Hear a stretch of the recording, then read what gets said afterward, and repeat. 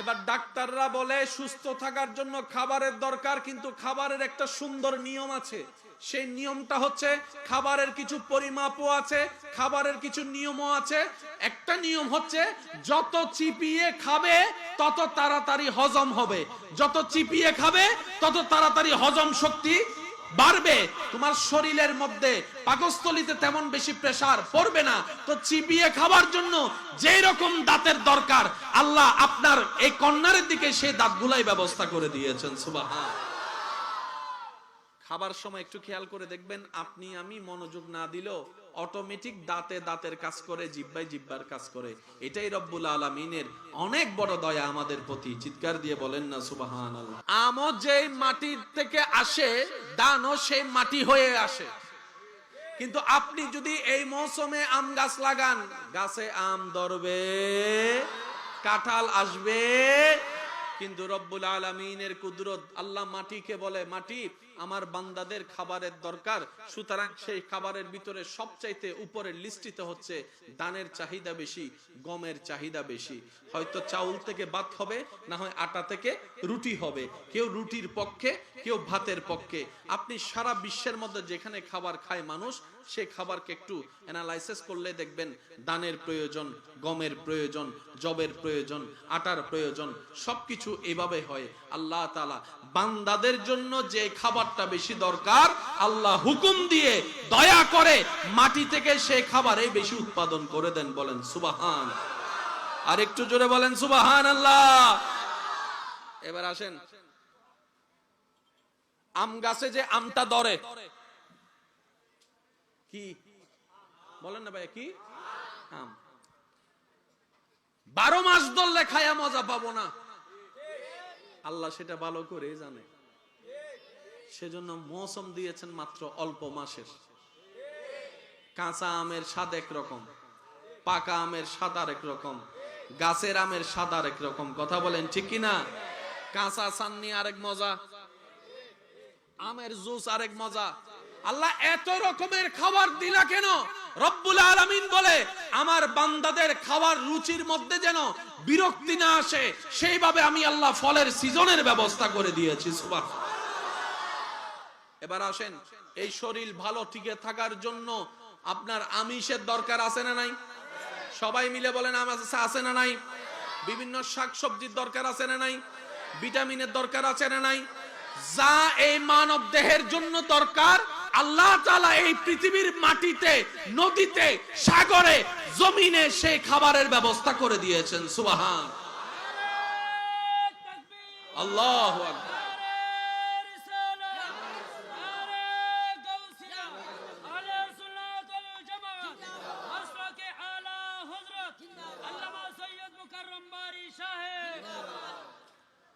সল উদ্যোগ উত্তর স্বাস্থ্য এক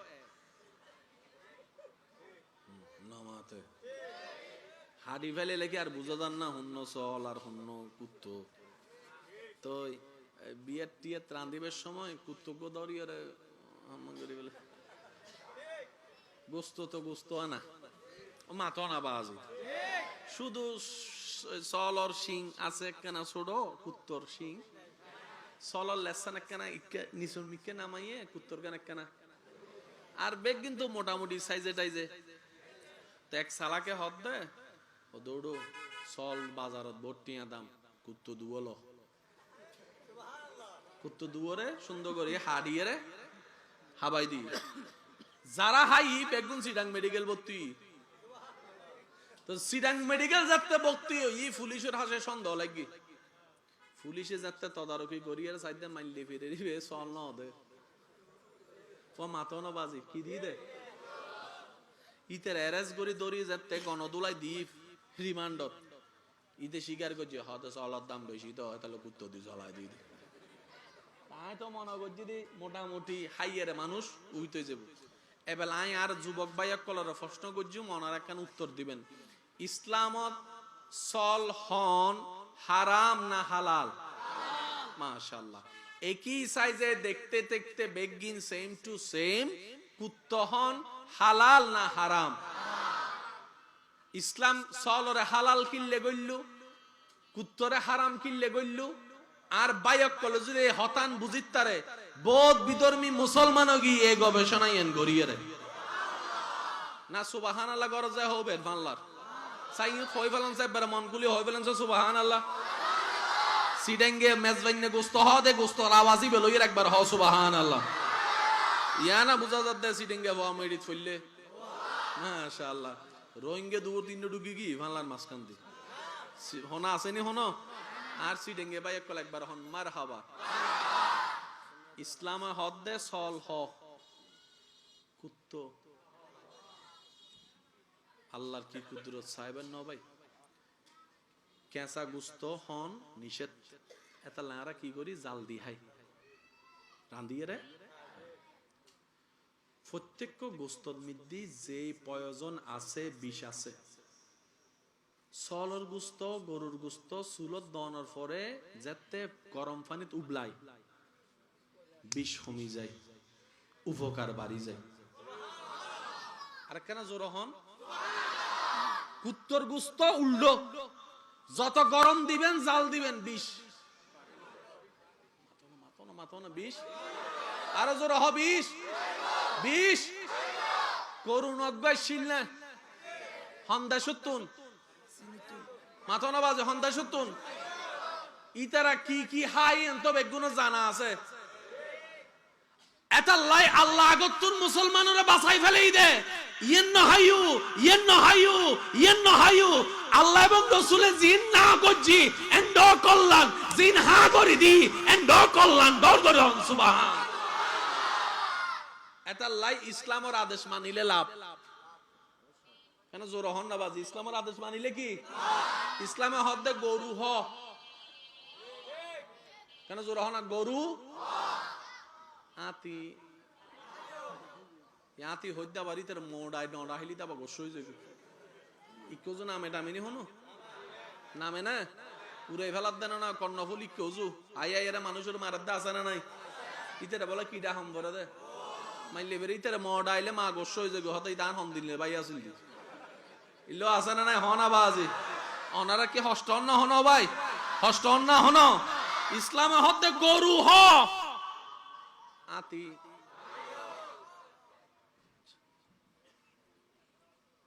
মাশাআল্লাহ ইয়া হস্ত নলইলে একখানে খেয়াল করি চাই আল্লাহ তাআলার হত দয়া আর উদ্দি একটু খেয়াল করে ছাগলের দাঁত আছে না দেখবেন ছাগলের দাঁত গরুর দাঁত একদম সোজা মনসা কোনো দাঁত যদি আমি ভুল না বলে থাকি আপনারা একটু বলেন মনসা কোনো দাঁত বাঘের দাঁতের মধ্যে দেখবেন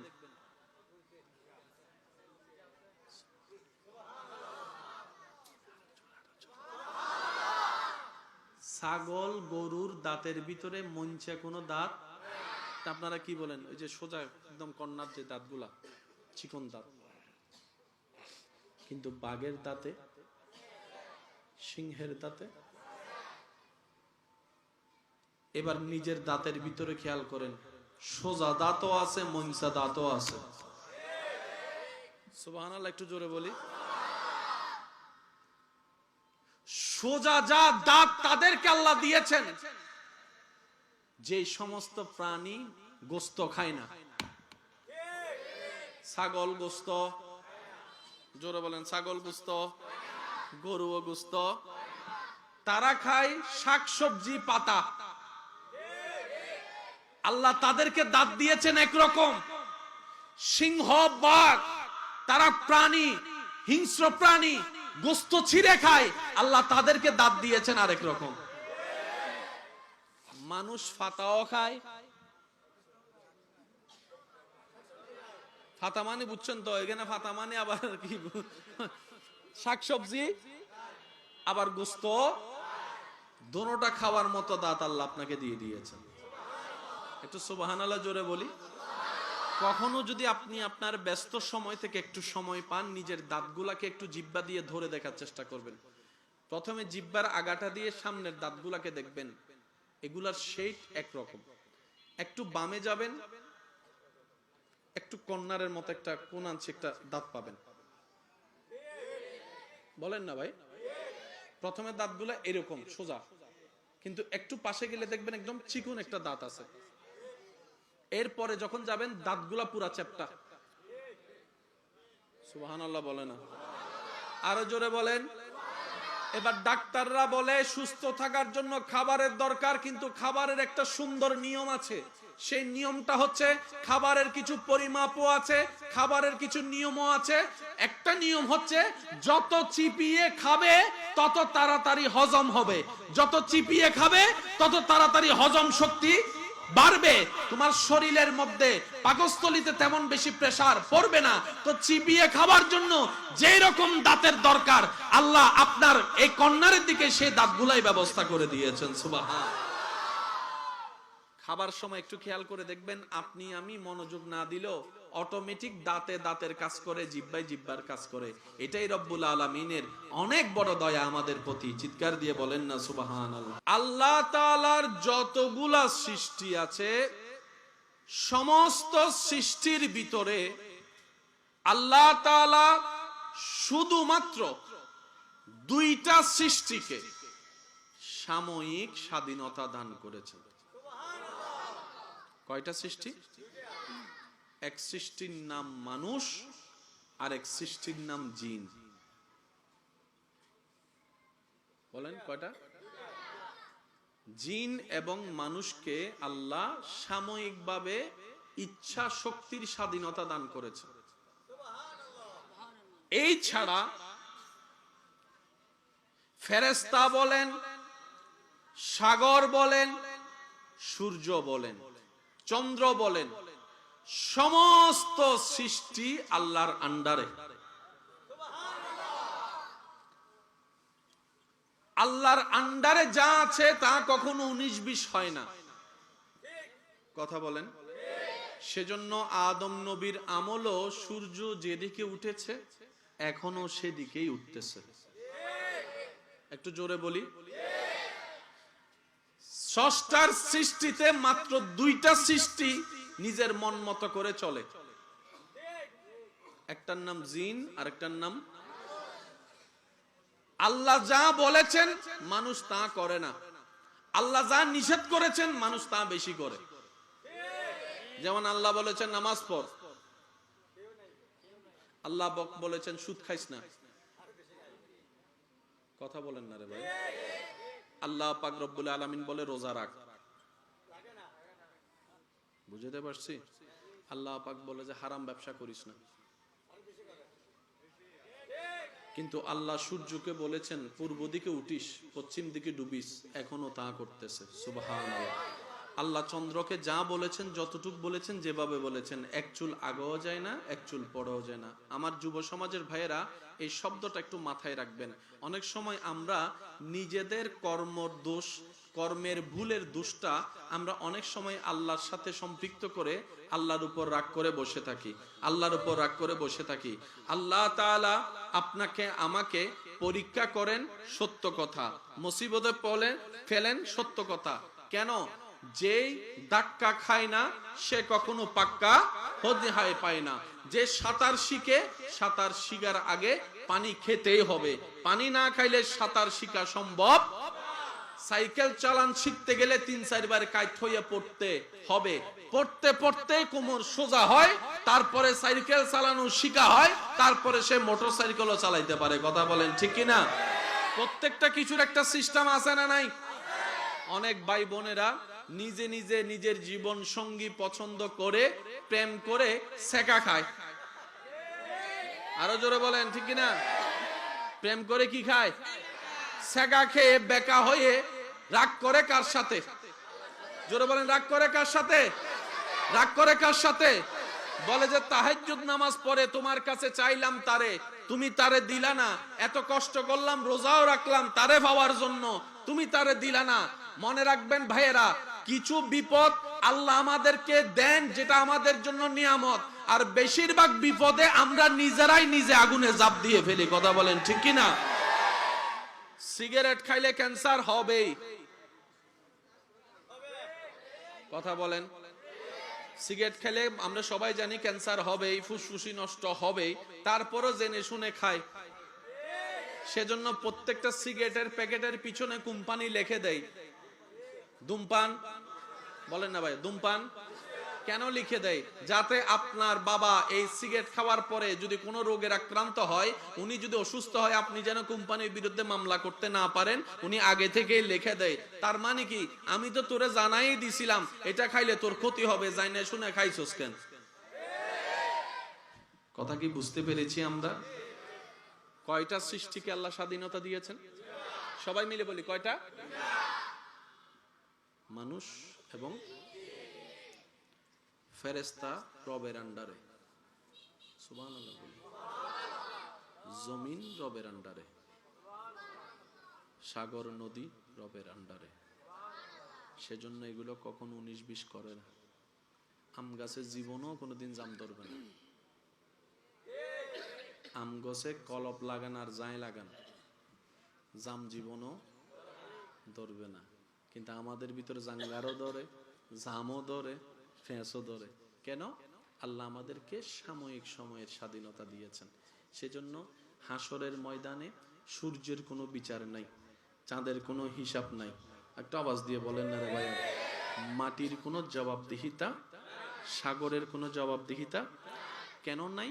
ওরা সব সময় রবের আন্ডারেই থাকে। আর রবের আন্ডারে যারা থাকে তারা কখনো পথভ্রষ্ট হতে পারে না, ভুল করতে পারে না, ভুল তাদের হতে পারে না। তো যাদের ভুলই নেই তাদের হিসাব নেওয়ারও কোনো দরকার নেই। আল্লাহ পাক আমরা মানব জাতিকে জ্ঞান দিয়ে ভালো জানিয়ে দিয়েছেন, খারাপ কি জানিয়ে দিয়েছেন, চলার ইচ্ছা শক্তি আমাদের উপর দিয়ে দিয়েছেন। রব বলে যে এই সাময়িক জীবনের স্বাধীনতা আমি রব তোমাদেরকে দান করে দিয়েছি। চলে যাবে? জি জি, বিসমিল্লাহ বিসমিল্লাহ। একবার দরুদ শরীফ পড়ি। আল্লাহুম্মা সাল্লি আলা।